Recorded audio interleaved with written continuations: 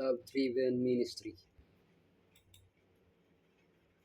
For out of months of affliction and anguish of heart, I wrote to you with many tears, and that you should be grieved, and that you might know the love which I have so abundantly for you. As we delve into the study of Paul's second epistle to the Corinthians, we observe that the apostle is very interested in the well-being of the church. Although it has never been easy to follow Elohim's ways in this sin-filled world.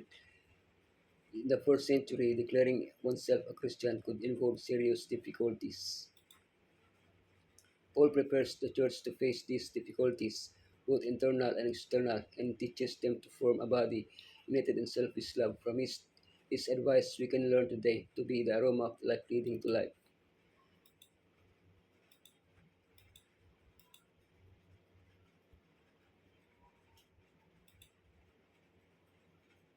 Elohim's comfort and suffering, who comforts us in all our tribulations, that we may be able to comfort those who are in any trouble, with the comfort with which we ourselves are comforted by Elohim.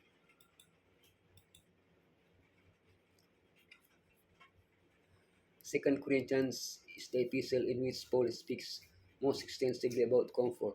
The church was going through a difficult time.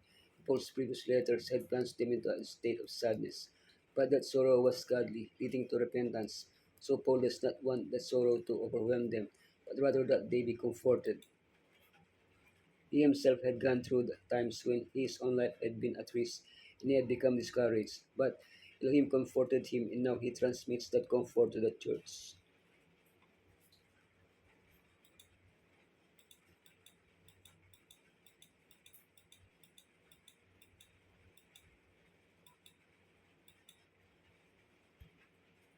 Holiness and sincerity and ministry.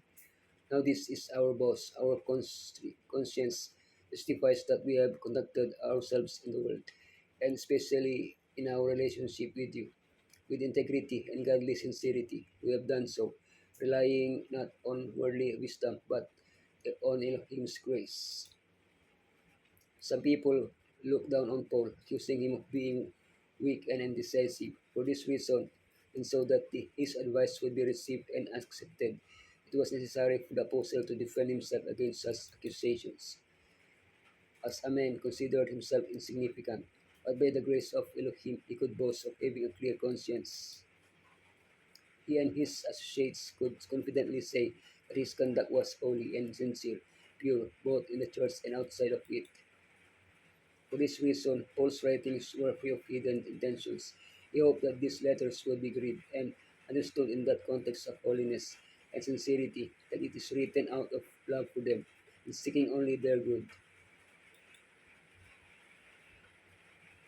To behave wisely. I call Elohim on my witness, and I stake my life in it that it was in order to spare you this I did not return to Corinth.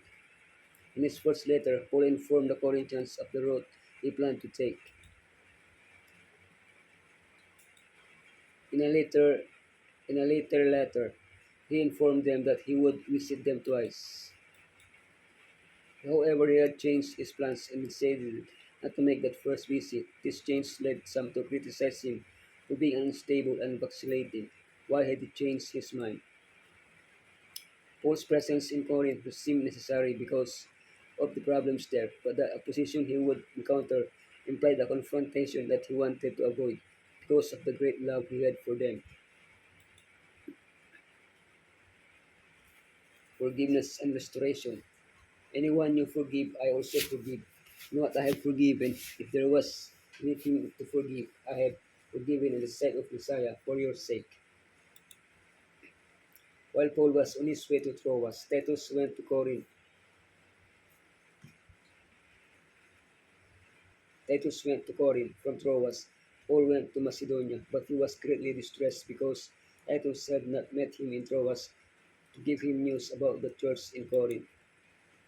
Shortly afterwards, Titus finally met Paul in Macedonia. He told him how the church had reacted very favorably to the apostles' admonitions. One of the issues they needed to resolve concerned towards discipline, obeying the apostle. The offending party had been rebuked, and they had accepted the rebuke. Now Paul asked them to take the next step, forgiveness and restoration, the fragrance of Messiah. For we are to Elohim the fragrance of Messiah among those who are being saved and among those who are perishing. Commenting on how Elohim opened a door for the gospel to be successfully preached in Troas, Paul bursts into a shout of praise and victory. But thanks be to Elohim, always leads us as captives in Messiah's triumphant procession, and uses us to spread the aroma of the knowledge of Him everywhere. Like an all-pervading fragrance, the knowledge of Messiah reaches every soul. To the Corinthians, as to us, this, this fragrance is of eternal life. However, to those who reject the call, it is a smell of death. Focusing on the responsibility this entails, Paul explains that the message must be given sincerely, without seeking any personal gain, but the salvation of the listeners. This faithful messenger brought the cheering news that a wonderful change had taken place among the Corinthian believers. Many had accepted the instruction contained in Paul's letters and had repented of their sins. Their lives were no longer a reproach to Christianity, but exerted a powerful influence in favor of practical godliness. That repentance which is produced with the influence of divine grace upon the heart will lead to confession and forsaking of sin. Such were the fruits which the apostle declared had been seen in the lives of the Corinthian believers.